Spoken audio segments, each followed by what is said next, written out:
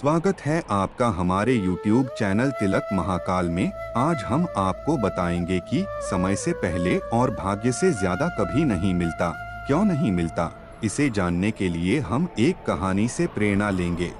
तो चलिए शुरू करते हैं। आज जो भी हमारे साथ अच्छा बुरा घटित हो रहा है वह हमारे पूर्व जन्मों का कर्मफल ही है। दोस्तों, ये कहानी है एक दरिद्र परिवार की जो बेहद दुखी थे।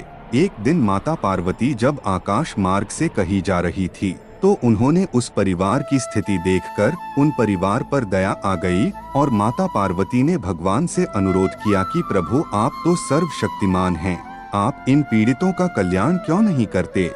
भगवान शिव उत्तर में केवल मुस्कुराए और बोले, देवी, ये स्थिति उनका प्रारब्ध है, फिर भी आप जैसा कहें वैसे मैं इनको सहायता प्रदान करता हूँ। माँ पार्वती के कहने पर भगवान शिव उनको एक एक वरदान देने पर राजी हो गए।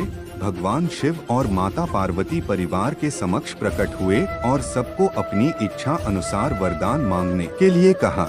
महिला और उनका परिवार यह सुनकर बहुत खुश हो गए।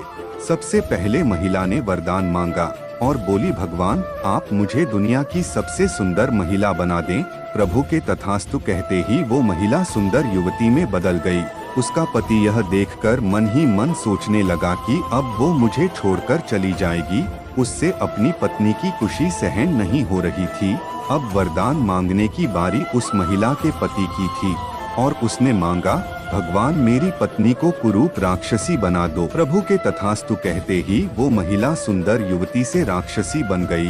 ये इच्छा भी पूरी हो गई। उनका बच्चा अपनी माँ का रूप देखकर रोने लगा। उससे वरदान मांगने को कहा तो वह रोते रोते बोला, भगवान, मेरी माँ जैसी थी उसको वैसा ही बना दो। उसकी माँ अपने असल रूप में वापस आ गई। तीनों वरदान भी मांग लिए गए पर स्थिति वैसी की वैसी ही रही। वहां से लौटते हुए भगवान शिव ने मां पार्वती से कहा, हम चाहे तब भी मनुष्य के भाग्य को बदल नहीं सकते। सबको अपने अपने कर्मों का फल जरूर मिलता है, इस जन्म में नहीं तो अगले जन्म में मिलता है। भगवान शिव कहते हैं कि मैं किसी के भाग्य में हस्तक्षेप नहीं करता। जैसा मनुष्य का कर्म होता है वैसा ही उनका भाग्य बनता है। दोस्तों, प्रारब्ध हमारा भूतकाल है, उन्हें बदला नहीं जा सकता, लेकिन अपने वर्तमान कर्म तो हम चुन ही सकते हैं। इसीलिए वर्तमान में हम जो भी कर्म करते हैं उन्हें सोच समझकर करना चाहिए।